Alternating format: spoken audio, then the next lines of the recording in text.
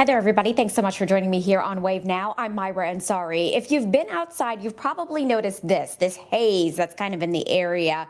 It's kind of alarming and kind of strange for us to go through, but this is all because of the wildfires that's happening in Canada, and that haze is impacting us.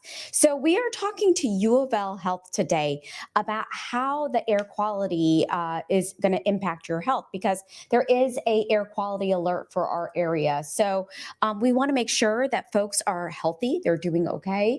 And especially if you have things like asthma, COPD, all of those things can really be impacted by the air quality. So U of L Health is talking to us today about this and ways that you can stay healthy and safe. ACHEL, Keith, Keith. And within the university, I'm an associate professor of medicine and the director of human studies at the Enviro Institute. Within U of L Health, I'm an APRN who sees patients in a preventive health clinic. Fantastic. And just so you all know, Rachel also is a researcher with a focus on how the environment affects health. So we thought that she would be a great person to talk about this. And if you could just kind of briefly just go into your passion for environmental health and just to give folks an idea of, what talking about air quality means to you.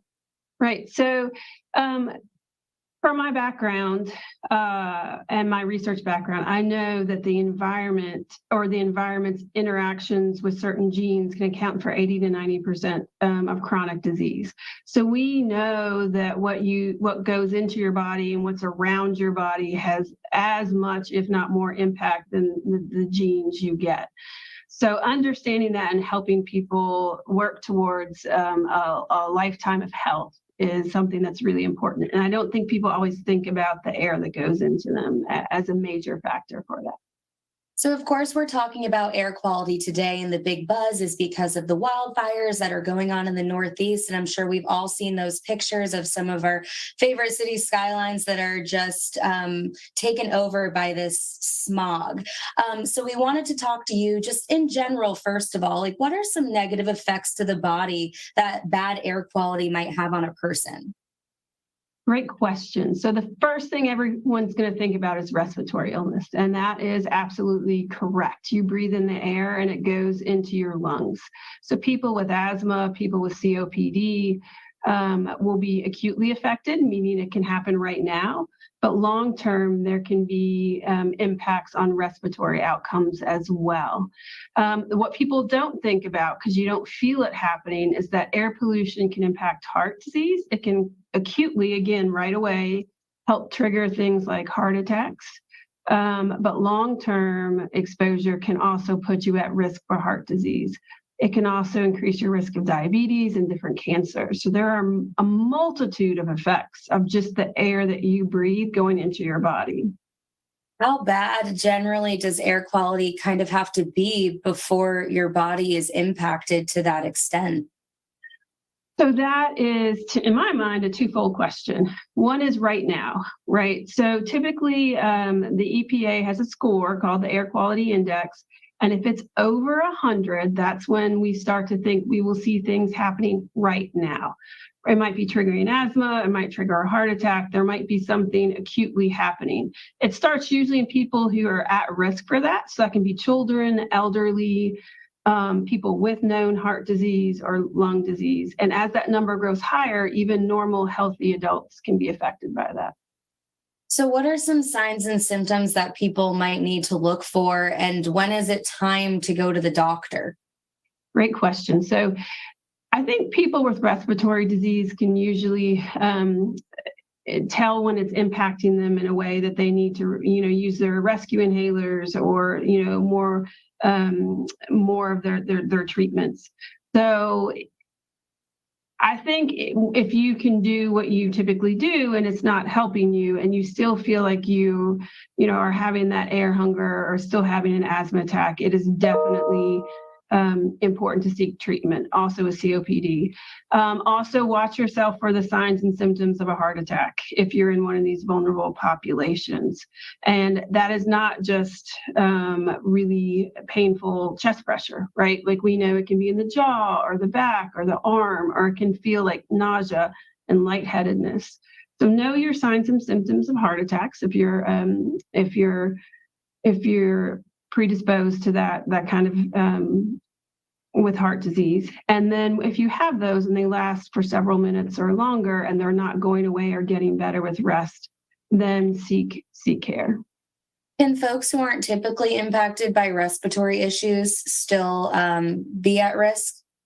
Absolutely. So chronic conditions are even in healthy people. So we are at risk for developing something long term. So we should still limit our outside time at these times. We should limit our exposure.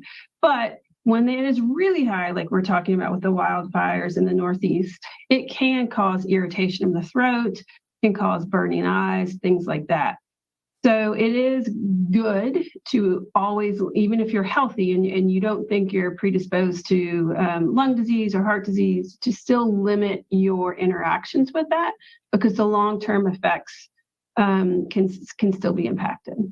And that kind of leads me right into my next question too, and that's preventative measures that people should be taking just to protect themselves. I imagine for those that are already in a vulnerable position, keeping that inhaler on them and things like that. But is this an opportunity to kind of bring our masks back if we're going outside?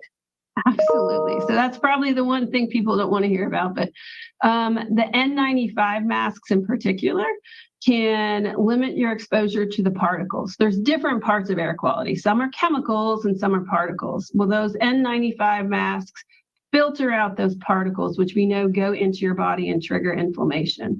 And that's the real problem with bad air quality, is that these inflammatory cascades that you hear about more and more contributing to chronic disease or acute problems get triggered. So if you can get some of those particles out, it's helpful. There is no good treatment. So that's the other thing. Like, we can't tell you take this pill unless you're asthmatic, right? That can help with the symptoms that you get or the outcome you're getting from the air quality. So you always need to consider those, have them on you, nitroglycerin if you're afraid of heart-related issues. But the only other thing we can do for prevention is think about, how do we overall limit our inflammation, right? So eating healthy and exercising limits our inflammation. Changing our air filter in our home, it helps. Using air filters or HEPA filters in our home helps.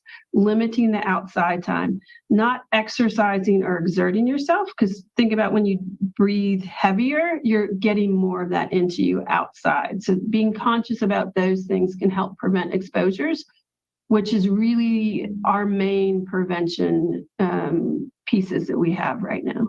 And I know that's what you mainly deal with, is preventative measures for folks when it comes to that. But you said there are no, other than, folks with asthma, there are no real treatment options. So what can you do? Just kind of get yourself in a space where the air is more safe to breathe? Yeah, that is. So limiting your exposure is the best prevention, right? So the mask, if you have to be outside, exerting, if you're going to continue to exercise, make sure it's inside or where the air quality is better. But there's no pill that I can give someone that if I say, take this and the air pollution comes, you're going to be okay. Now, we are all in this field thinking about those things and researching them and looking for that promising solution of a pill or a supplement or other things that can be done. But right now we don't have it. I want to open it up now to questions from anyone that's in our gallery. You can feel free to type them in the chat. You can go ahead, raise your hand, or you can unmute yourself and ask them to Rachel. So I'll quiet down for a moment.